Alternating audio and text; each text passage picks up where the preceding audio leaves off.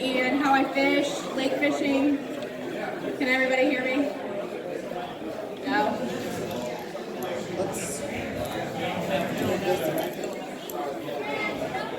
Can I just hold it? Better? Okay. So I was going to do a seminar on how I fish, how I set up my rigs and things like that. And I actually talked to Chris Outdoors. A lot of people watch him on YouTube, and he said that I should tell everybody why I started Ladycat Outdoors, and hopefully give you some ideas how to promote fishing to women. And so that's what my topic's going to be, and I think it would have been way better. All these fishermen here are exceptional fishermen. You'll learn everything you need to know through them and their seminars, but I just wanted to give you a little bit of the women's world and how to hopefully get your woman fishing if they're not involved. So I hear a lot, I wish I had a woman that liked to fish. I wish I had a girlfriend that liked to fish, but chances are you do. With a little time, encouragement, and knowledge. Patience, a lot of patience. You can be watching your trophy wife reeling in those trophy fish with you. So I've fished my whole life. I grew up fishing, with my dad and my grandpa, like most kids do. And throughout my childhood, I kind of stopped fishing as a young adult. I went through like a messy divorce and had some, I was like at the bar doing all that. I needed a hobby. And so I picked up the fishing rod, and I spent a whole summer getting back to my roots, figuring out fish. I caught anything, it didn't matter. I was just fishing, and it was relaxing for me. I didn't start targeting trophy fish until I actually met Louie. We met through fishing. So that's kind of what our relationship's been built upon, is fishing. Some people, if you have a wife or a girlfriend that isn't really interested in fishing, that doesn't mean she doesn't have an interest. She most likely just doesn't know how. And so I just wanted to tell you about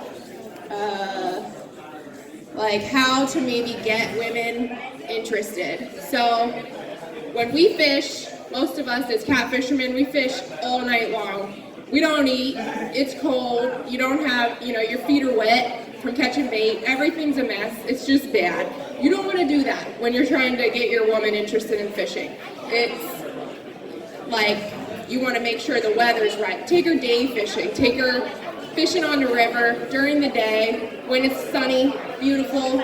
Women like to be romanced, so you're going to take her on a fishing trip, but she thinks you're taking her on a picnic, basically. Pack snacks, figure out the bathroom, make it comfortable for her to really enjoy herself. Take her bait fishing, let her catch all the bait fish. You have a reason for her catching all them little fish, but she's having the time of her life. So you're setting her up to just have a good time. Put her on the fish. Teach her why you do the things that you do and how to operate the boat, things like that. Like, it would just be steps, basically. The first time you take her out, she has a good time. By the time you ask her, what are we going to do this weekend? She's going to say, I want to go fishing. And that's when you know that you got her hooked. And it just be, at that time you'd be able to teach her what it's like at night. You might not take as much food this time. And then it might be raining. So she's going to have to sit through that, things like that. But I think a lot of women, I did a poll on Facebook before, a few days ago, and a lot of women said that they just didn't have the knowledge. So they weren't completely out, it wasn't that they didn't want to fish, they just don't know how. And a lot of men, they don't want to teach. They have a hard time, they just know what they know. And that's what they do. They know what they know, and you're not doing it, so just watch out. So you gotta have the time and the patience to just really work with them, and you just build upon that. And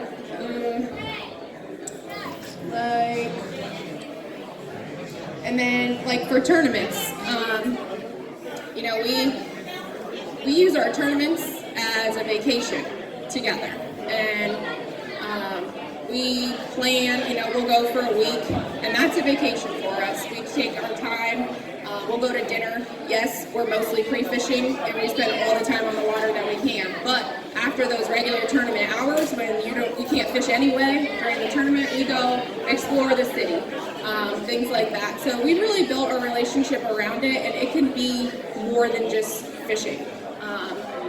Getting your kids involved, things like that. I've had multiple messages through Ladycat Outdoors of women that want to learn how to fish, but they're scared because to ask their partner, they just want to kind of know what they're doing before they go out so they don't look stupid. That's a lot of women don't want to look dumb. And, I know a lot of times men will they'll come to talk to me, and once they figure out that I know what I'm talking about, then they're kind of like, oh, okay, well, that's cool, but they always kind of start out a little biased, and it's just, a stigma that I with Ladycat Outdoors, I want to just kind of break that stigma. And yes, I'm a female and an angler, but I don't want to be considered a female angler. I'm just like you, and I'm just an angler. That's just what I enjoy doing. And I don't know. So, does anybody have any questions?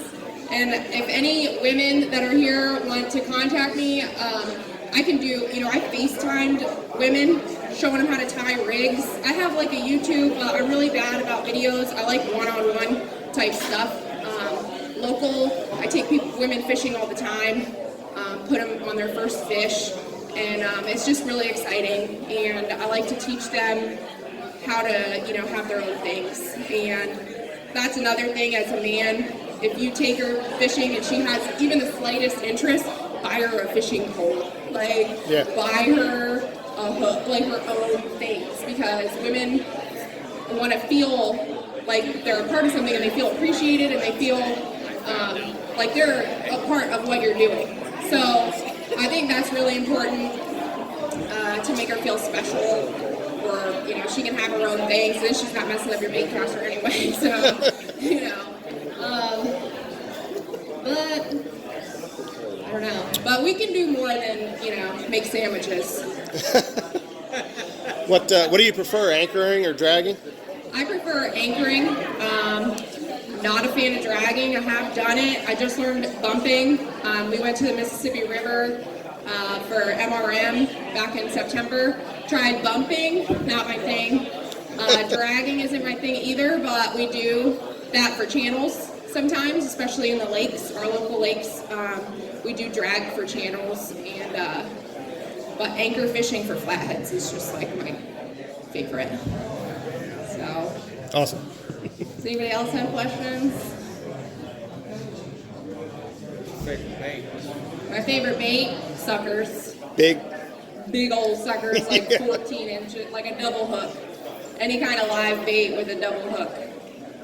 That's it. She likes big bait that she cannot big buy. Old bait, and I'll wait all night. It doesn't matter. I don't have to catch fish. A lot of people just want to catch whatever channels, and they like the quantity. But I'll sit all night. I'll sit for a whole weekend and catch one fish, and that's just what I like to do.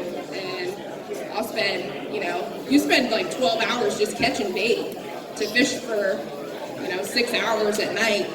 But it usually will pay off, and it's worth it. So, anybody else?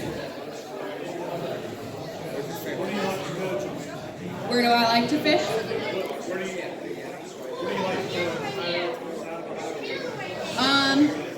I like traveling. I like new waters, and I like trying everybody's, different things. Everywhere across the United States does everything different. But I like river fishing.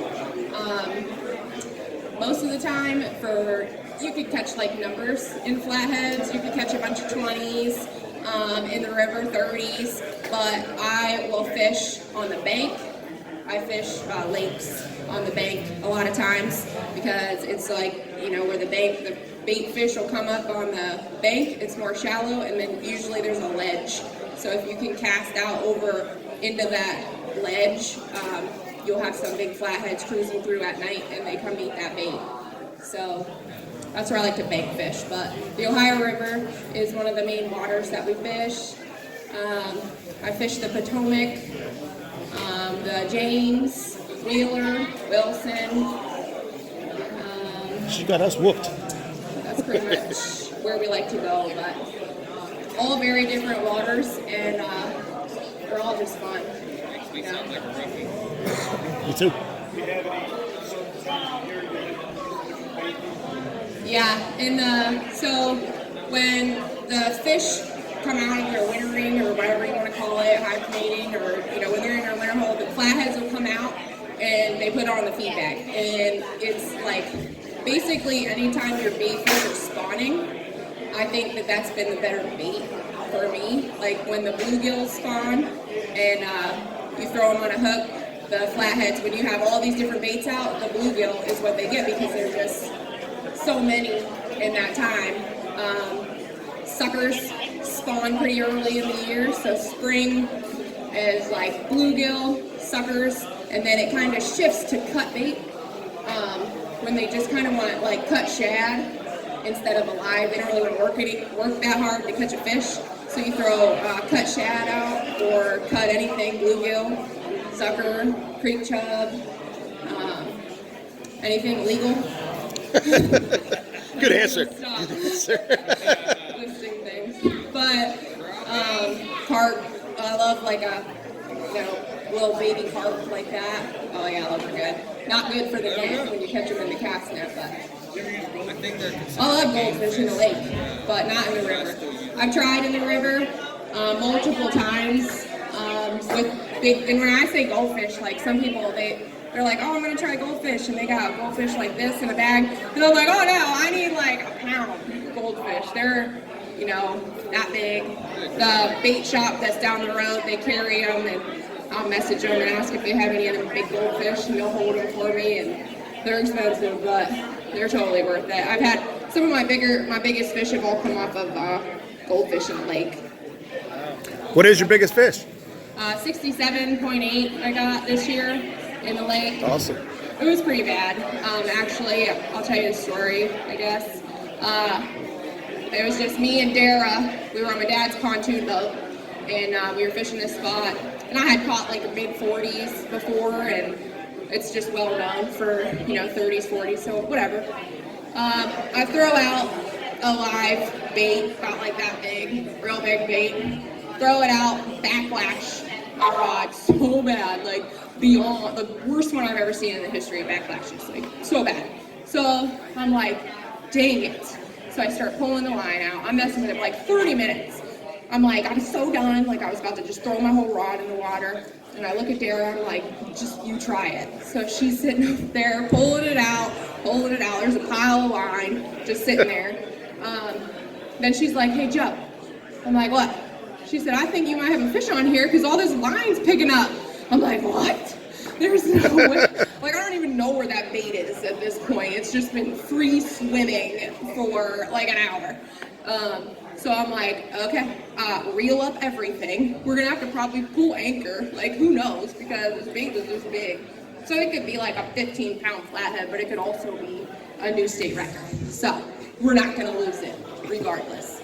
So she reels up everything, and I'm like, look, once this line gets tight, I'm gonna have to just set the hook with the rod, hand you the rod, and just pull it in, hand line it in. So she says, do you want a glove? I'm like, no, I don't want a glove. What do I need a glove for? I don't even have the fish. I thought she meant to take a picture with a glove. So I'm like, no, I don't want a glove. And then I grabbed the line, and I'm like, I should have had a glove. Like, that probably was a good idea. So I'm pulling in this fish. I didn't think it was really that big. Where we were fishing is real shallow, so they can't really dive. So the flatheads just sort of run out instead of down. So that kind of helped me. I was able to just kind of like guide it to the boat. But then once it came to the surface, we were like, oh, Lord. So he wouldn't even fit in our net. We brought a small net, which is kind of like one of my, I always say, like, if you bring a little net, you're going to catch the biggest fish. Because you're just not prepared. So we ended up getting it in. We were trying to net it together while holding the line. And then one of the bumpers for the side of the boat was in the net. The fish wasn't even in the net. It was a mess. We got it on the boat, and we were just like high-fiving. Like, I can't believe we just did believe that. What the state record So, is for hand it was pretty cool. Might be a state record for hand line. Boom. Is it even legal? Oh, it is? hand line is legal. Yeah. I don't know. It was pretty crazy, but Awesome. yeah. Definitely a memorable fish. Any other questions? Was that a local lake? Yeah. Yeah, I was here in Ohio. Huh? Tappan. Everybody know where that's at. What's the GPS on that? You've heard that twice today. You can just look it up. It's like in the middle of the lake a little bit. Like, She's not giving GPS coordinates. Get out of there. I'm a girl, you think I know GPS coordinates? I don't even know what east is. So yeah.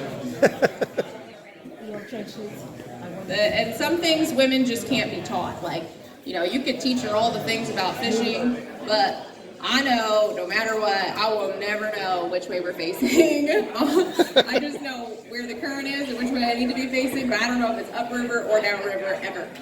I don't know. I just will never know. So, I don't know. Any other questions? Oh, Willie's over there just trying to hold it together. It's just true. No filter with Joe. No, No. it's pretty filtered right now. Yeah. I've been warned. I've been shushed. So, all right. Well, if you have any questions, I'll be over at the Ladycat Outdoors booth. I still have that raffle for the oxygen box going on. If you want to stop by.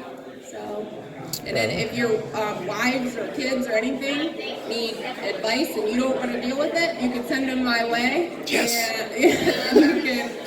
You know, I can talk to them on Facebook, take them out. I'm not a guide or anything, but I'll meet them wherever, and I can just show them the basics and what I do, why I do it, and hopefully put them on fish and get them hooked for you. So, I got a question for you. yeah. As you fish lakes, guys that fish rivers, flathead fish in rivers, look for flathead daytime. Right. They know where they can find them. Yep. People like us that fish lakes will more nighttime. Yeah. How does that compare daytime flathead fishermen to nighttime flathead fishermen? Good question. So I've honestly never. So during the day, if I'm fishing all day on a lake, I'm gonna target channels because flatheads just generally don't feed in a lake all day. So you get that morning bite, which is fire. Like if you're gonna fish, I catch the biggest and best fish on a lake between like 5 a.m. and 7. And it's just amazing, the fish. So if you're gonna fish and leave it like 1, I wouldn't recommend that. If you're already out that late, you might as well just sit it out, take a nap, turn your clicker on, because in the morning you're gonna have a toad. But and then at dusk is when the flatheads really turn on. So they kind of like, I think, stack up and hide or go to their hole during the day, and then they wait to be, you know, they're predator fish, so they just come out at night and just stalk and eat. But in the river, you can catch them under barges, under structure. They kind of move out. Like in the river, they'll come out of like a creek.